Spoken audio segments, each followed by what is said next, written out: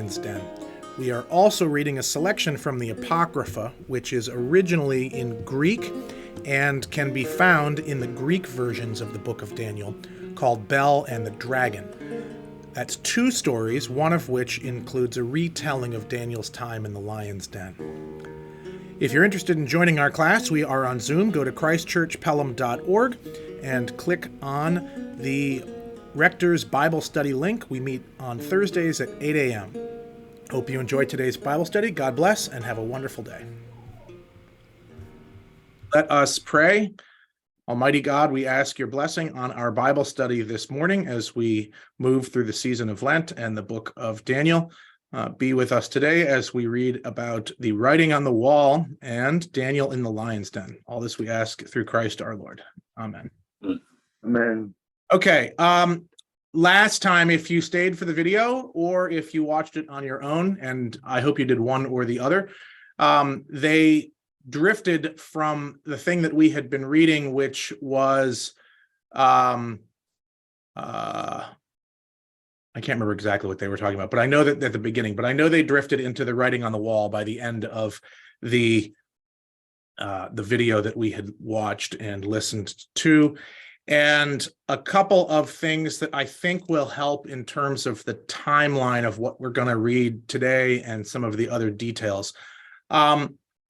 Nebuchadnezzar, who was the king that we have been dealing with thus far in the book of Daniel, is the king of Babylon. If you don't know, actually, I'm just going to share my screen because this will make life a lot easier. And if you don't know, the Babylonian Empire was long and went on for quite a long time. And so I will just give you a very quick walkthrough of what they spanned. Can everyone see this right now? I think you can. Yes. Okay, so the dynasties of Babylon go back at least to, and this is BC, 1894, and that's an Amorite dynasty, and they were generally centered in Babylon, as in like the, where the city was. And you've heard of Hammurabi, right? He's on this list, and the Law Code, right? You've heard about that. So if you look at the timelines, 894 to 1595, this is way too early from what we're talking about. So the second dynasty is 300 years, 1725 to 1475. And again, a whole bunch of names that are also not what we're talking about.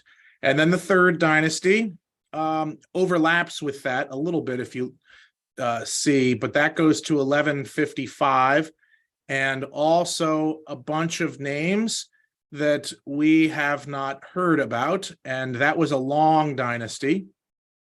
And then the fourth dynasty, and that goes only for about 100 and something years. And again, a bunch of names that we have not been reading about, and this is all way too early. And then the Wait, back up. There's a Nebuchadnezzar one there. Okay, that's a good person to highlight. So there's Nebuchadnezzar I, and he, if you look, he reigned for about 21 years, and he is the one who is traced to the Nebuchadnezzar that we are looking at. And I don't know enough of the history to know why he would have traced it, but circa 1100 BC is still hundreds of years before when we are. So if you keep going down, there's a fifth dynasty, and then a sixth dynasty, and then a seventh dynasty. And if you know how dynasty works, it's usually a different royal line, right? And then an eighth dynasty, which is getting us closer. That's to 732, but it's still not where we are. And then the ninth dynasty, and this is important. This is Assyrian. These people begin to get involved in some of the stuff that we read long ago in the book of Isaiah. If you read Second Kings, and you can read Second Kings or First and Second Kings in about hours if you want to read the whole book, both 1 and 2. The end of it is the fall of Judah, which is the southern kingdom, and earlier in the book is the fall of Israel. And these people, the Assyrians, play a growing role as you go through, and Shalmaneser and Tiglath-Pileser and people, and Sargon II, and all of these people play a role in that. Sennacherib down here is involved in the actual siege of Jerusalem in both the book of Isaiah and at the end of Second Kings. And when they are exiled eventually to Babylon, we're getting into this crowd and the 10th dynasty, which is the Chaldean dynasty. And if you look here, you'll see Nebuchadnezzar II, and he reigned from 605 to 562. When Jerusalem and Judah were finally, the southern kingdom were finally destroyed, it was by this crowd, the Chaldean Babylonian group. And Nebuchadnezzar is the king that we're dealing with thus far in the first 4 chapters of the book of Daniel. And he is the one that was present with the dreams. He is the one that is present with the 3 men in the fire.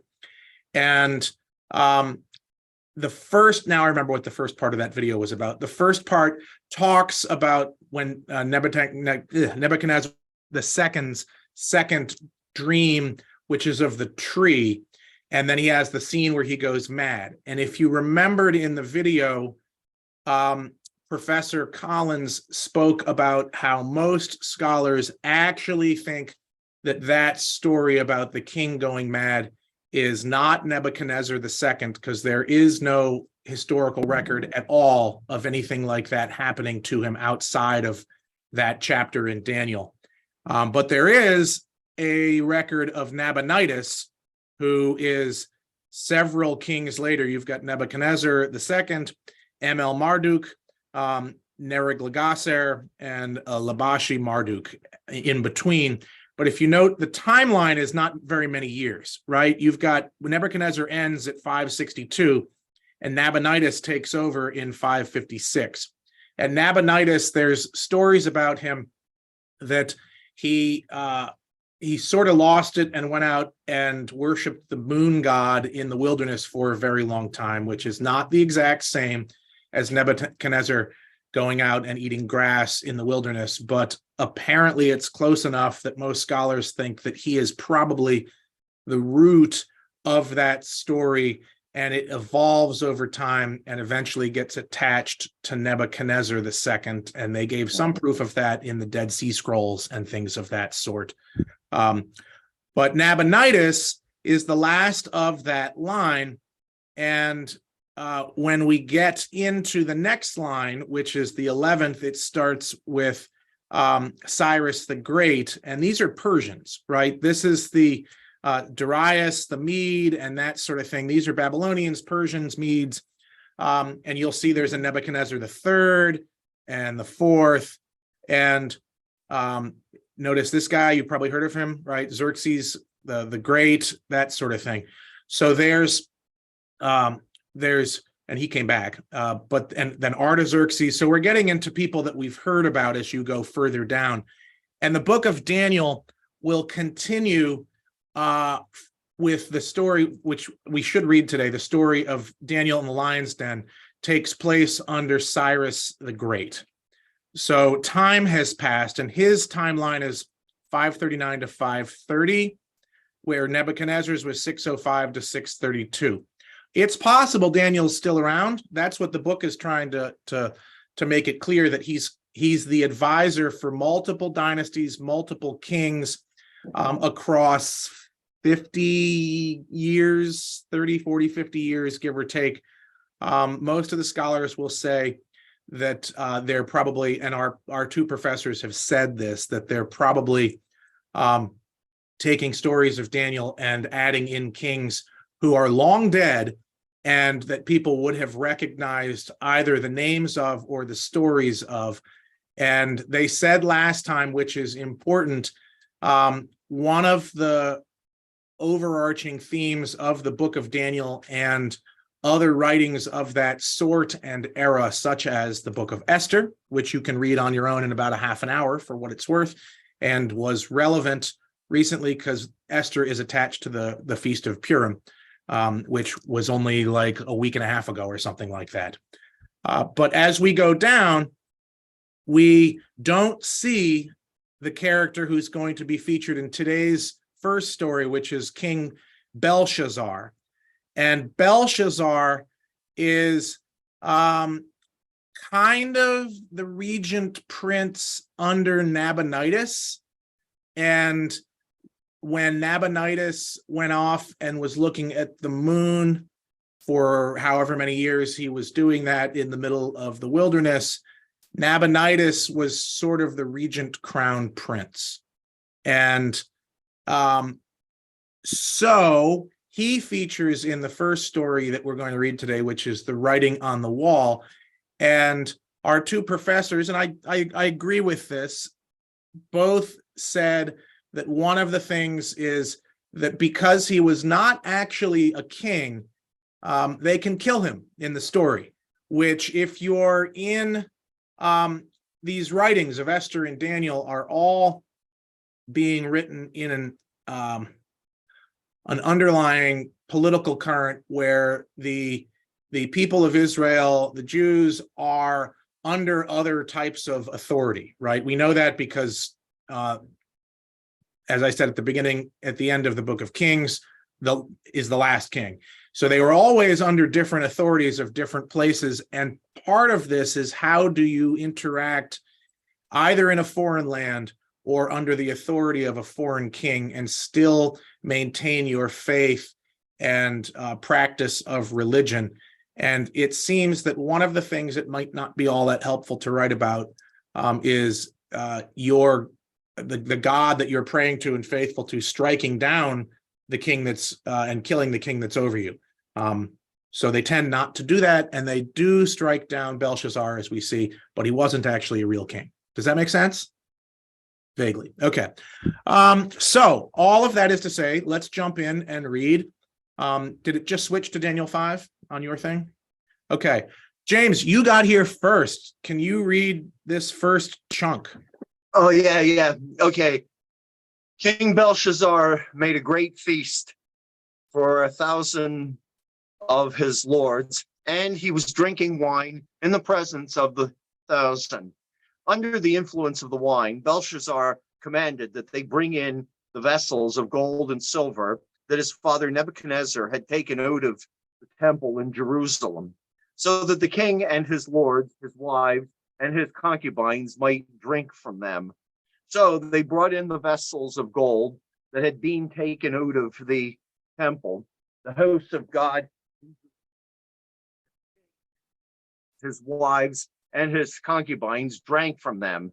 They drank the wine and praised the gods of gold and silver, bronze, iron, wood, and stone. Great. Okay, so this is fairly straightforward, but as we just noticed, it wasn't that many years, but the line from Nebuchadnezzar to Balthazar is not quite as direct as this would make it seem. So let's take father in a more general sense, that he was a fairly recent and far more famous king was Nebuchadnezzar than Belshazzar. As a little bit of an aside, the name Bel is something we will encounter later in the story of Bel and the dragon. And I think this means basically praise the king or long live the king is what Belshazzar is, or long live Bel's king, because Bel's, I think, is a god. But be that as it may, where did they get these vessels? What's the offense here? Right? The offense is pretty obvious. Anybody want to tell me what the offense is?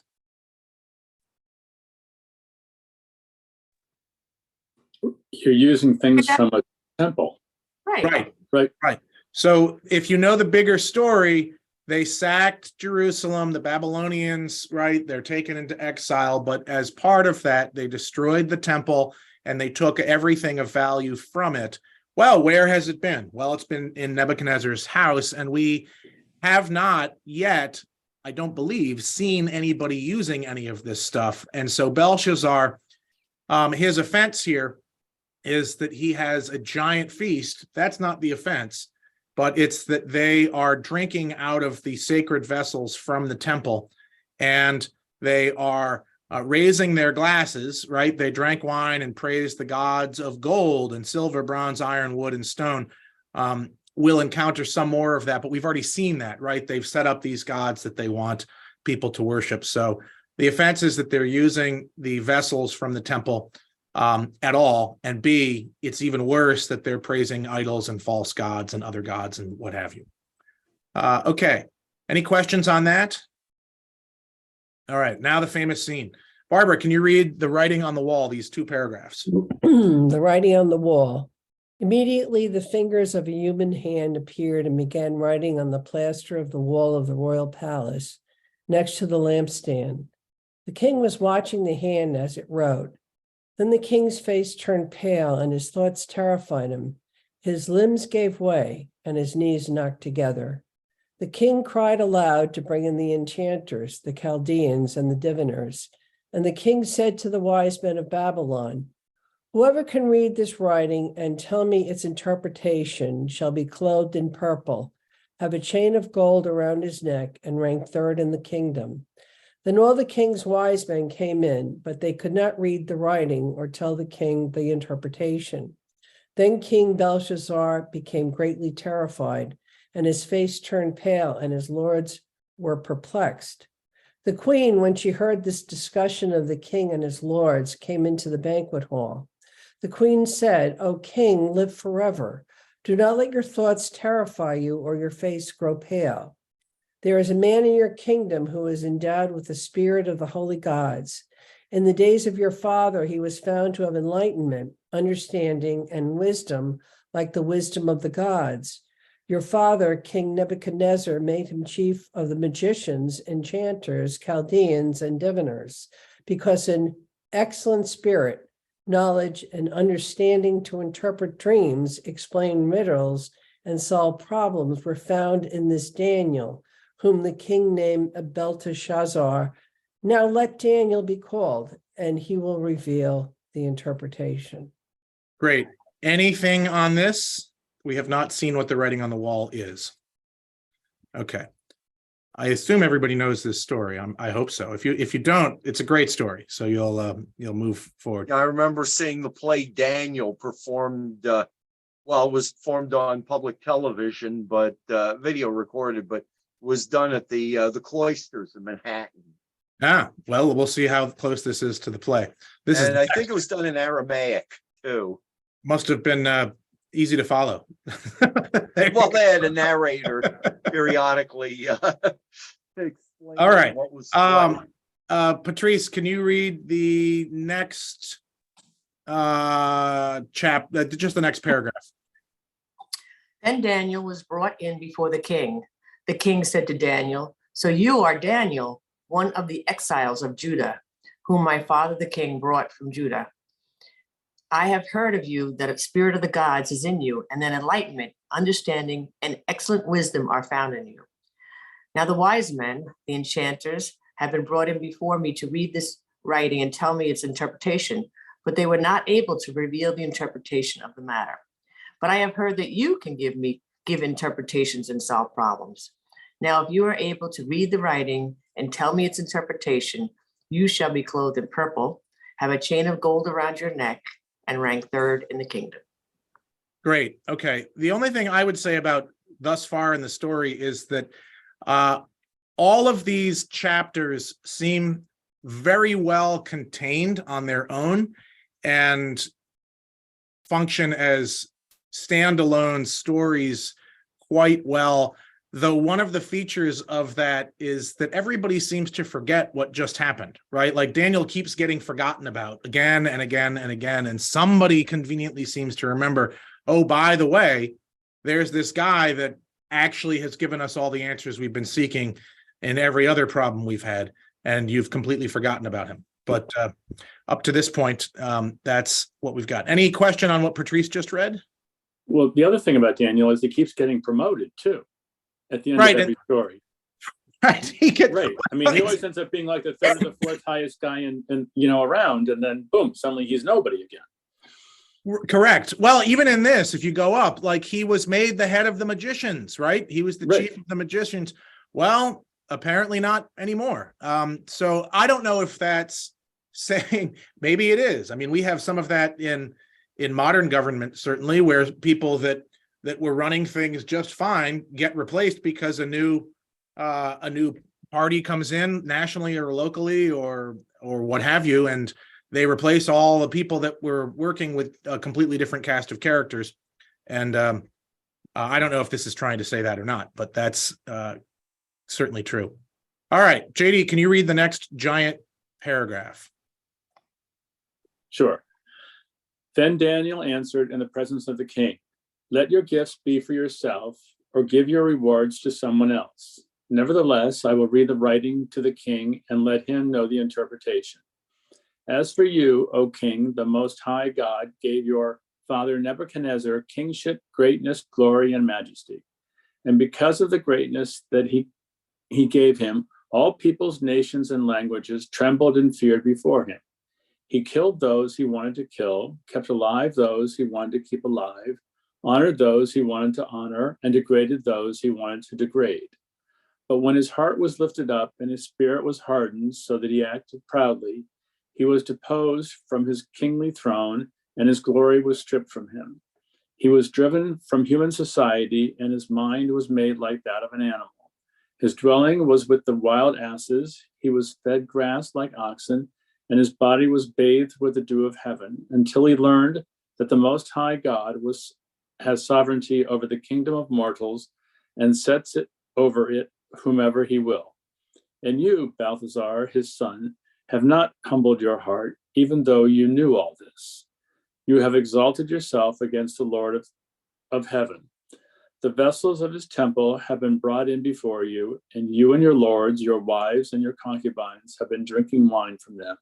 You have praised the gods of silver and gold, of bronze, iron, wood, and stone, which do not see or hear or know. Or know, but the God in whose power is your very breath, and to whom belong all your ways, you have not honored. Great. Okay. So this gives a little bit of a recap and links it more so than we've had prior to this, Right. to what we have heard before, and does answer the question of, well, what's the difference? And the difference is that A, he's forgotten about this, and B, he's not, he being the king, the current Belshazzar, is not humble, right? And even though he knew all this, he's not humbled. And I think that that's really the only thing up to this. And then he reiterates what he's done wrong, right? Which is exactly what we knew earlier, which is that you took the vessels from the temple and you praised other gods by drinking out of and drunk out of them at the same time. As a reader, it's very well told in terms of a story, because you're dying to know what was written on the wall. And it still hasn't gotten, like, it's not even that we know what an interpretation is or not. You just don't even know what's on the wall. And I think most readers are like, well, what does it say? And so, Albin, can you finish the chapter from here to the end? You got to unmute, though.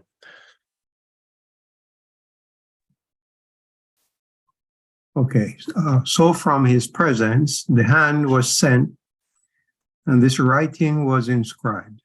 And this is the writing that was inscribed: Mene, Tekel, and Parsin. This is the interpretation of the matter. Mene, God has numbered the days of your kingdom and brought it to an end. Tekel, you have been weighed on the scales and found wanting. Paris, your kingdom is divided and given to the Medes and the Persians. Then Belshazzar gave the command, and Daniel was clothed in purple. A chain of gold was put around his neck, And a proclamation was made concerning him that he should rank third in the kingdom. The very night Belshazzar, the Chaldean king, was killed, and Darius the Mede received the kingdom, being about 62 years old. Great. Okay. The ending of this is sudden, right? That's the whole story. And so you've been waiting to hear what was written on the wall. And the next thing you know is you discover what was written on the wall. Does anybody know what Mene, Tekel, and Parsin is? Well, I mean, you've got an interpretation, but anybody know what they are? It was mentioned in our video last time. I'll give you the meaning in a second, but you may know this if you grew up with a different translation. It was Mene, Mene, Tekel, and Parsin. It was doubled. There's notes down here that tell you that the Aramaic version reads Mene, Mene, Tekel, and Parsin. The Greek reads, which is what we've got translated here, is just a singular, Mene, Tekel, and Parsin. And these are not translations. These are interpretations. So Mene, God has numbered the days of your kingdom and brought it to an end. Tekel, you've been weighed in the scales and found wanting. Peres, your kingdom is divided and given to the Medes and the Persians. These are decreasing monetary values. So consider them as quarters, dimes, and nickels, or quarters, nickels, and pennies, or something like that. So there's sort of two interpretations going on here. One interpretation, which Daniel does not give us, is that it's a similar decrease. Do you remember the statue that we had in chapter 1, which was the first, or no, chapter 2, which was the first dream that Nebuchadnezzar had that went from gold to silver to bronze to, I think it was copper and clay at the bottom. These are decreasing values. So his kingdom is and will be decreasing is one interpretation, though it's not the one that Daniel gives, which is far deeper and still somewhat linked to money. God has numbered the days of your kingdom and brought it to an end. You have been weighed on the scales. Remember, they would have weighed money to make sure it was the right size, weight, etc., because it was not minted in the same way it is now. And you've been weighed on the scales and found wanting. And lastly, your kingdom is divided and given to the Medes and the Persians. So your resources, your money, are not as valuable as they ought to have been. They're numbered, you're wanting, and they're going to be divided anyway to these two other nations. And then it's worth noting, Belshazzar, this is great. He gives the command. Daniel's clothed in purple, chain of gold is around his neck. He's made third in the kingdom, and then Belshazzar dies. And that's that. So our story ends a little differently because the king dies in this. As I had mentioned, he's probably more like a regent prince kind of person. But this moves us from not just Nebuchadnezzar into Darius and that whole crowd, but it moves us out of one dynasty into the next. And the note here about the Mede and he's and the Persians and that sort of thing that are in here, the Medes and the Persians, is a transition away from the Chaldeans to a different group. I don't know if anybody noticed, but in the third one, it was Peres as opposed to Parsin. This is where your notes are helpful. That's the singular of Parsin is Peres. So they do know what these things, this is a single coin, basically, if that makes sense. Any questions on this? All right. If you ever see writing on the wall, be wary. Okay. That is the famous story of the writing on the wall. The next one is probably the most famous story in the book, which is Daniel and the Lion's Den. Carrie, can you read the first two chapters? Paragraphs, please. Paragraphs. Yeah. The plot against Daniel. It pleased Darius to set over the kingdom 120 satraps stationed throughout the whole kingdom, and over them 3 administrators, one of whom was Daniel. To these the satraps gave account, so that the king might suffer no loss. Soon Daniel distinguished himself above the other administrators and satraps because an excellent spirit was in him, and the king planned to appoint him over the whole kingdom. So the administrators and the satraps tried to find grounds for complaint against Daniel in connection with the kingdom, but they could find no grounds for complaint or any corruption because he was faithful, and no negligence or corruption could be found in him. The men said, "We shall not find any ground for complaint against this Daniel unless we find it in connection with the law of his God." So the administrators and satraps conspired and came to the king and said to him, "O King Darius, live forever. All the administrators of the kingdom, the prefects and the satraps, the counselors and the governors are agreed. The king should establish an ordinance and enforce an interdict that whoever prays to any god or human for 30 days, except to you, O king, shall be thrown into the den of lions. Now, O king, establish the interdict and sign the document so that it cannot be changed, according to the law of the Medes and the Persians, which cannot be revoked." Therefore, King Darius signed the document and interdict. Great. Okay. Any questions or comments on this? Beginning of chapter 6. Something of note is this seems to be at least some memory of Daniel has continued from chapter to chapter. He starts off as somebody that's not forgotten about. At least he's one of the 3 top administrators. So that's good. And for what it's worth, that did span the change of dynasty and administration. And the trap here is, as the professors had said several videos ago, it's worth remembering, the trap here is that the administrators are jealous, not because he's doing anything wrong, but because he's so good and they're jealous of him. And so they try to trap him in praying to his God and somehow convince the king to sign this order that nobody can worship any other god whatsoever except for the king, pray or bow down or anything at all for 30 days. And it's worth remembering that our professors last couple of times ago did note that there is no record of any kingdom other than the Egyptians a couple of thousand years or 1,000 years or so earlier of actually ever saying you can't worship any other gods. Polytheism was pretty standard everywhere.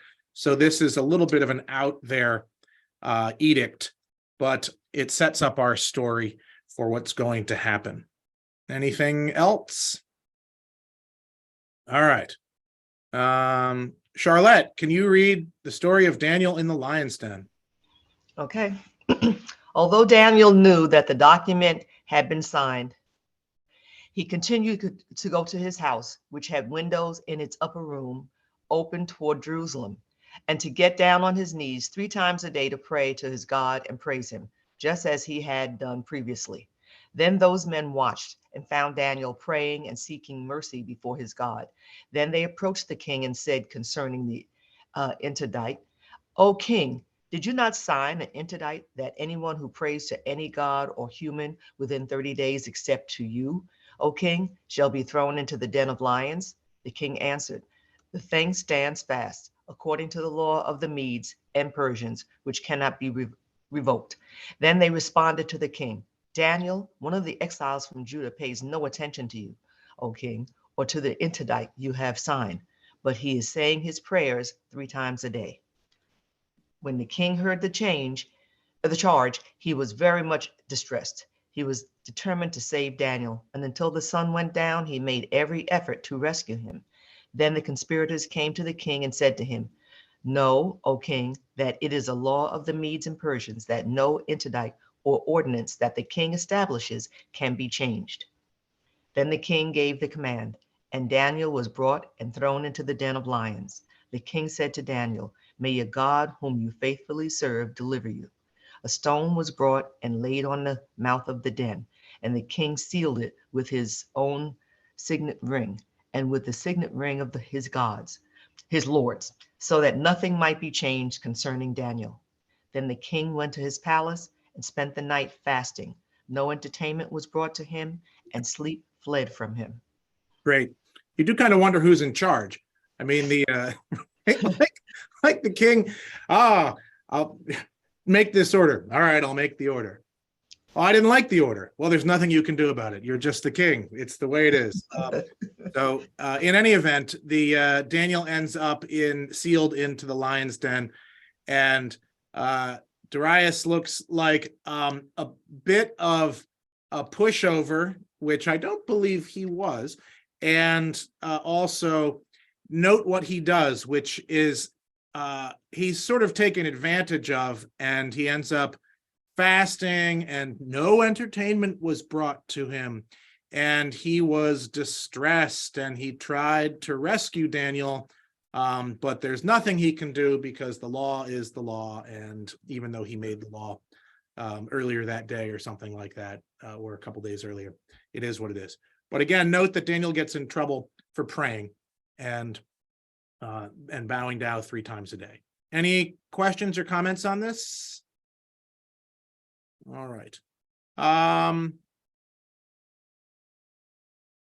Patrice, we've lost James. Can you I'm read? here. Yeah, I don't know where you are. Oh, there you are. Yeah. You're bouncing around on my screen. James, can you read this paragraph?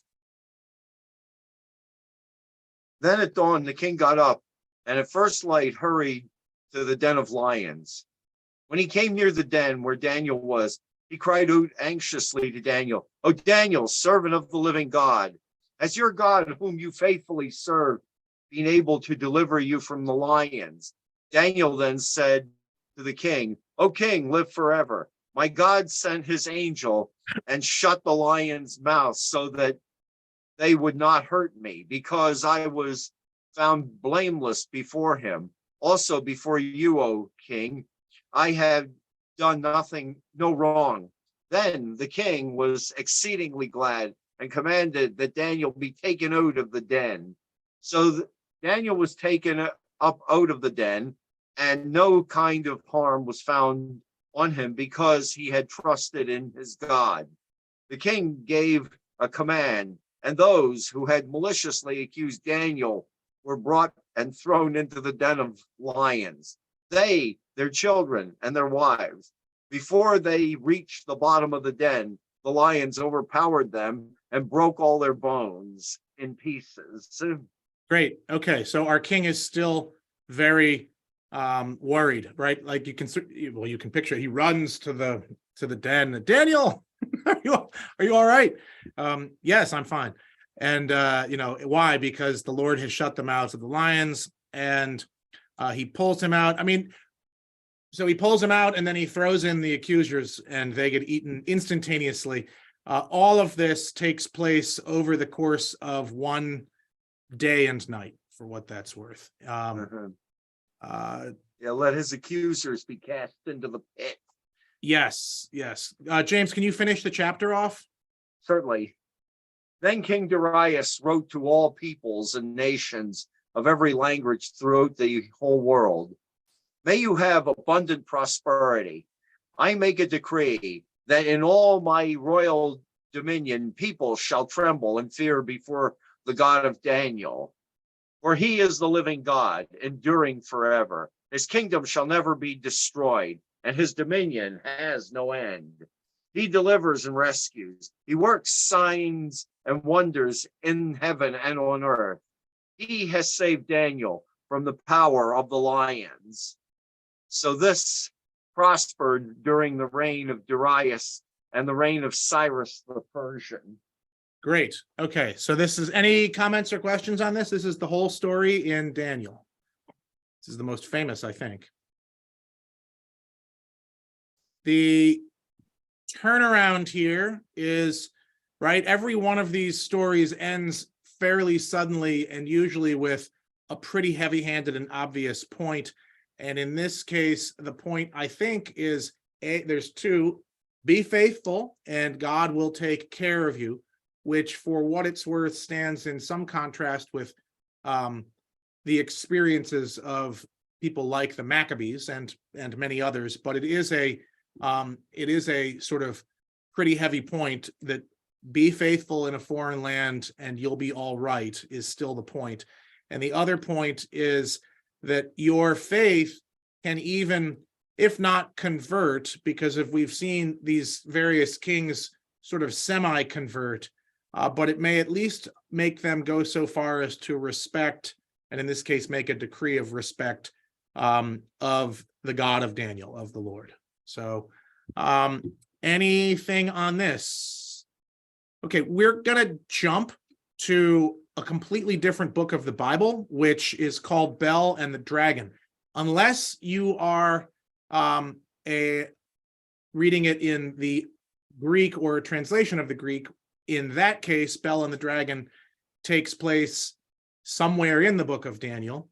And in some texts, it's at the beginning of the book of Daniel. In others, it's right after or right before the story of Bel and the dragon. And in other Greek texts, it's all the way at the end.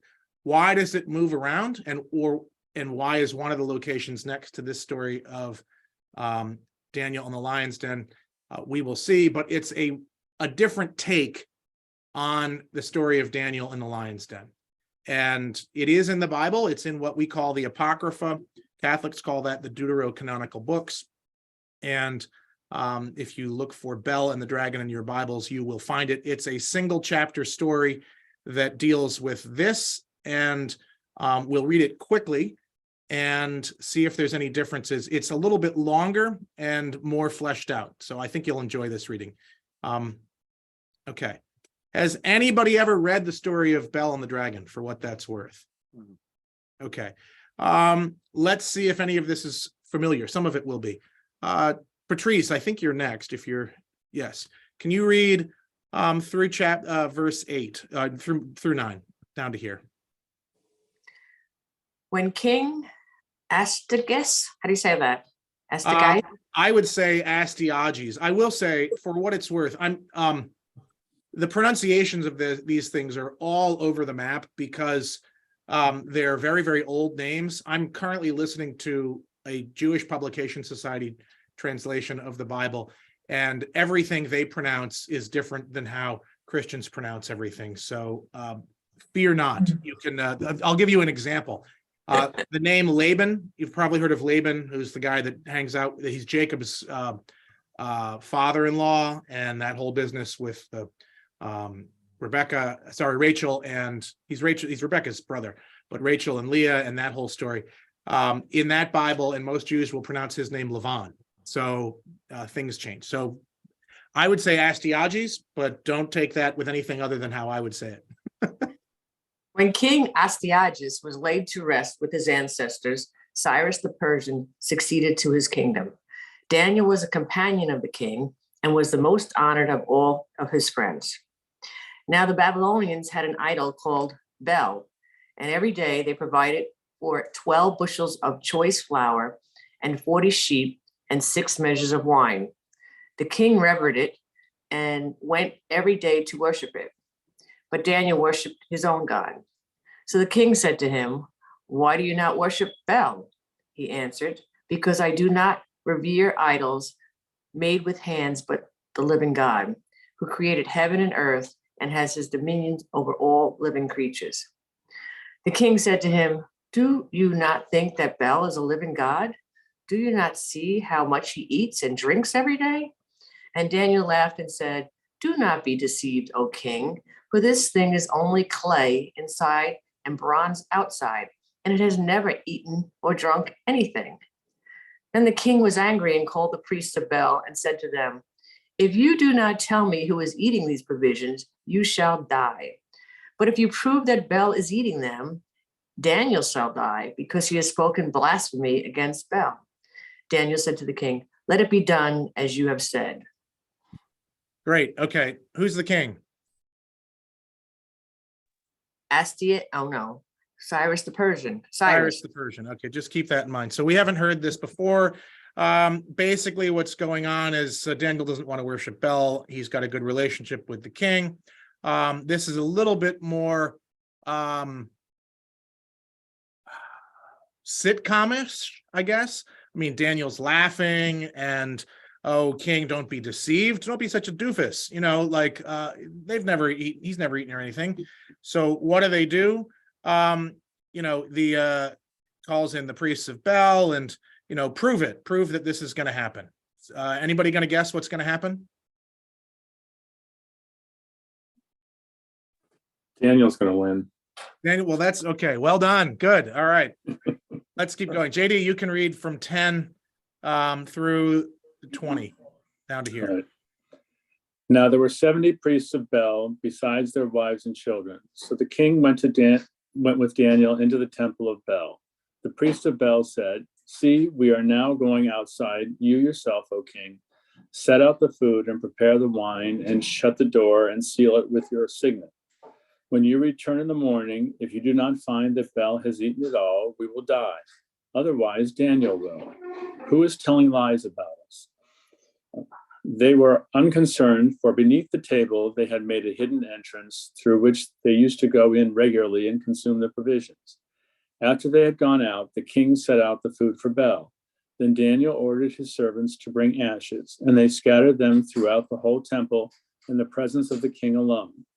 Then they went out, shut the door, and sealed it with the king's signet, and departed.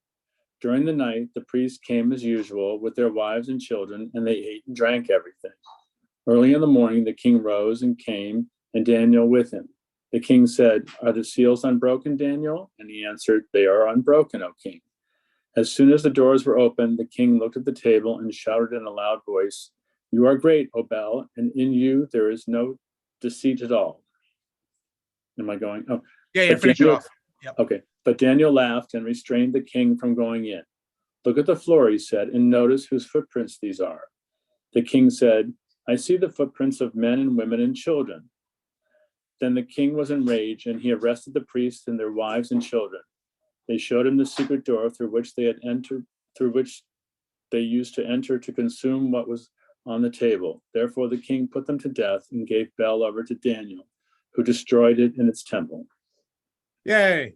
See? Aha. They sneak in through the basement. There you go. It's genius.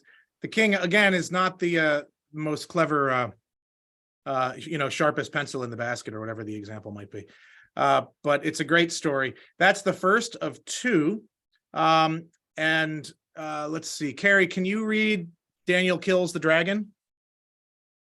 Now in that place there was a great dragon that the Babylonians revered. The king said to Daniel, "You cannot deny that this is a living God, so worship him." Daniel said, "I worship the Lord my God, for he is a living God. But give me permission, O king, and I will kill the dragon without sword or club." The king said, "I give you permission." Then Daniel took pitch, fat, and hair and boiled them together and made cakes, which he fed to the dragon. The dragon ate them and burst open. Then Daniel said, "See what you have been worshiping."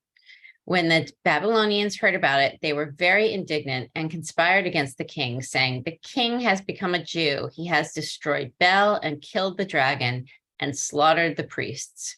Going to the king, they said, "Hand Daniel over to us, or else we will kill you and your household." The king saw that they were pressing him hard, and under compulsion, he handed Daniel over to them. Great. Okay. There's a note With on a friend like the king, who needs enemies? Right. The notes on dragon, for what it's worth, keep saying serpent if you look at them, right? But I always pictured like some giant sort of, Far Eastern dragon. I guess that's not the right, this is Near Eastern.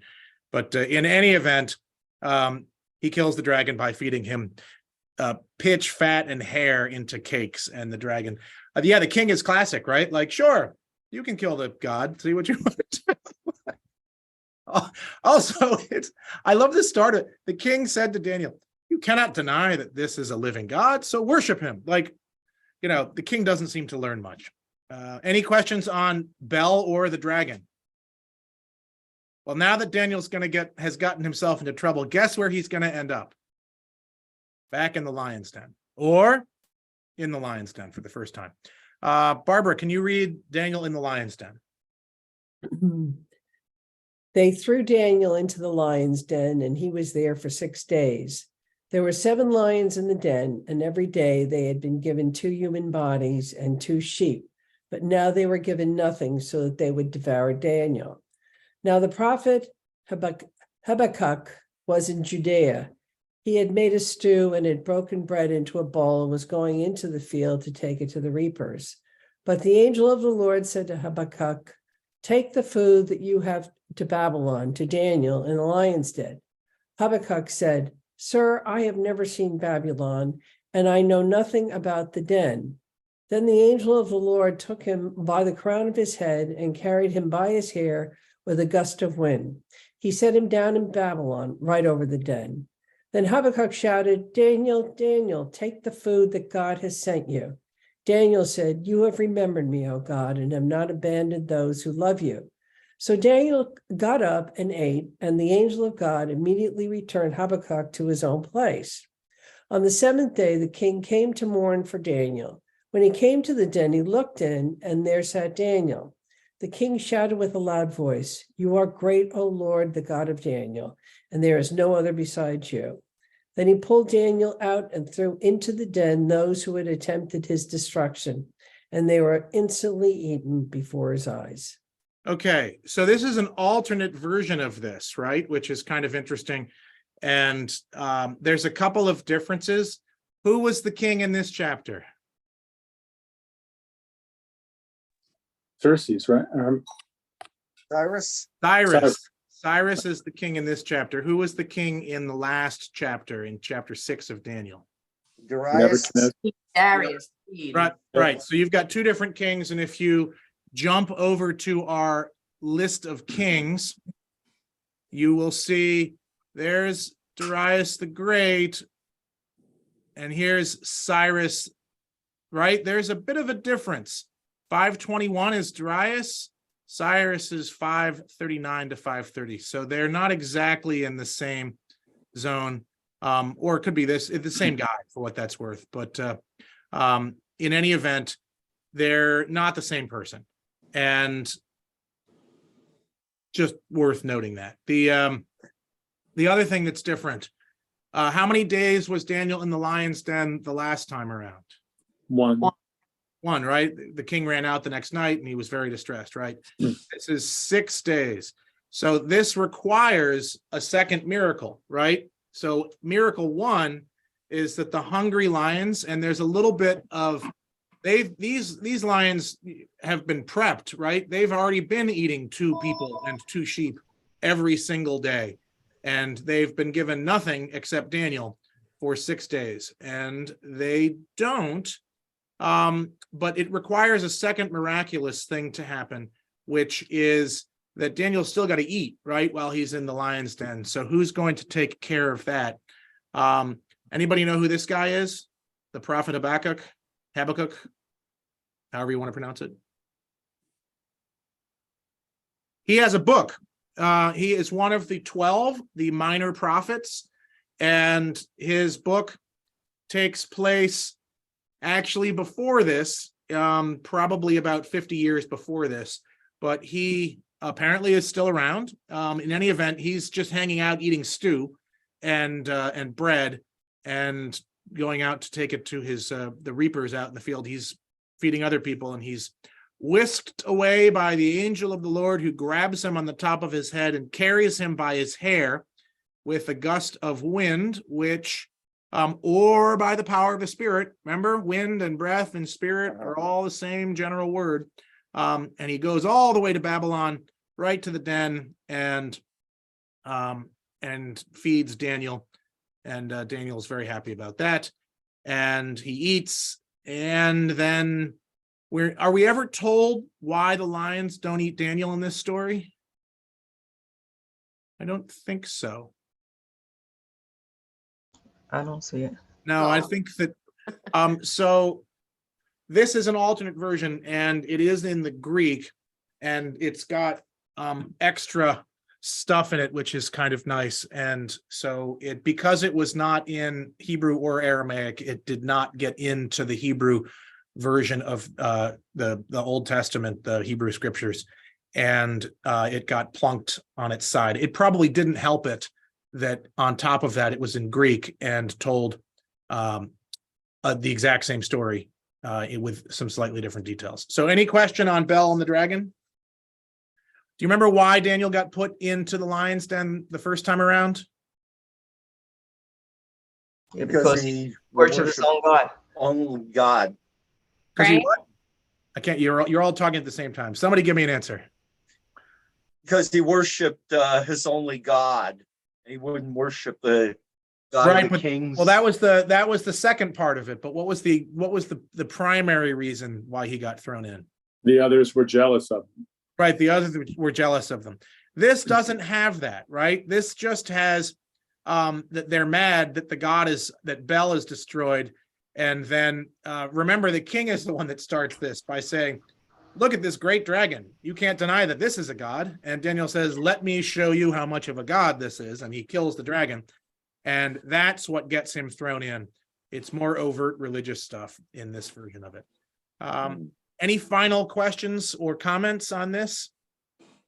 We don't read this in church on Sunday. These are great stories though. And next week we will switch gears a little bit to apocalyptic, and the second half of the book of Daniel, beginning at chapter 7, really radically changes gears. We are in, I believe, Cyrus for most of the second half of the book.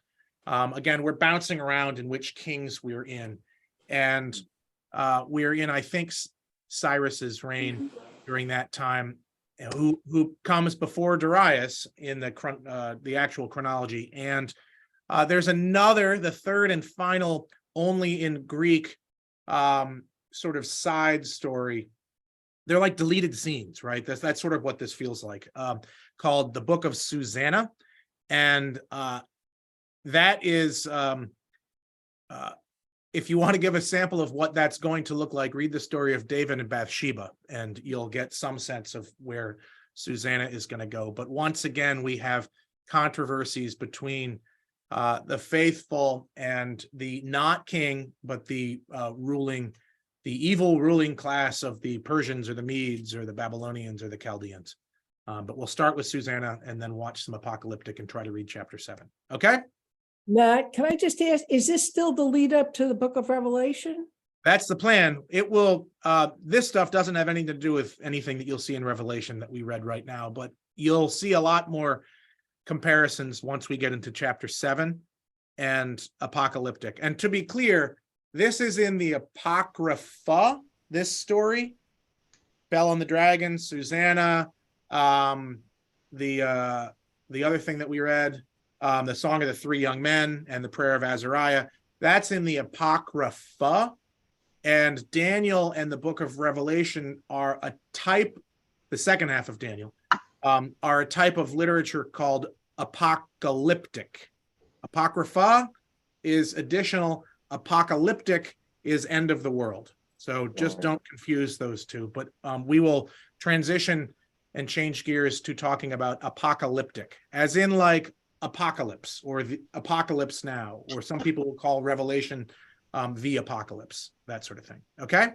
Right. Yes. All right. Anything else? You stop sharing. Say hello to everybody. Say goodbye to everybody. Good week. I'll see you later. For what it's worth, Wednesday on March 29th at 6 p.m. after the 5:15 Eucharist, there is a Q&A on all things Episcopalian. So if you've been an Episcopalian for 2 seconds or 2,000 years, this is a perfect time for you to come and ask any question that's been bothering you. And even if you don't have a question, I still recommend coming, because you'll get one when you sit there and think, I've always wanted to ask this. So I hope you'll come and ask some questions. And that starts at 6:30? I believe it starts at 6. Let me double check my calendar. There's a Eucharist at 5:15, and at 6 is the Q&A, and the plan is to have some sort of food. I think the other Bible study at 10 a.m. today is planning on coming and offering some sort of food or potluck. And if they don't, I was just going to get soup and a bread so we could be like the prophet Habakkuk and just have our soup and bread meal as we learn about the Episcopal Church. Will it be live streamed, Matt? I'll try to record it, if not live stream it. It certainly is very doable to do both, or to do either. So Be great. yeah, that's doable. I just got to set up the double mics so that if anybody is on the asking questions, it actually gets fed into it. So Great. all right, okay, great. God bless. Have a great week, and I'll see you later. Matt. Bye bye. Thank you for watching today's Bible study. If you're interested in joining the Bible study each week, please visit christchurchpelham.org and click on Rector's Bible Study. We meet each week on Zoom, so you can join in anywhere. Additionally, you can listen to each week's Bible study and sermons on Apple Podcasts. Search for and follow Father Matt's Bible Studies and Sermons podcast on Apple Podcasts. Finally, if you haven't already done so, please follow or like our Christ Church Pelham YouTube channel. God bless and have a great day.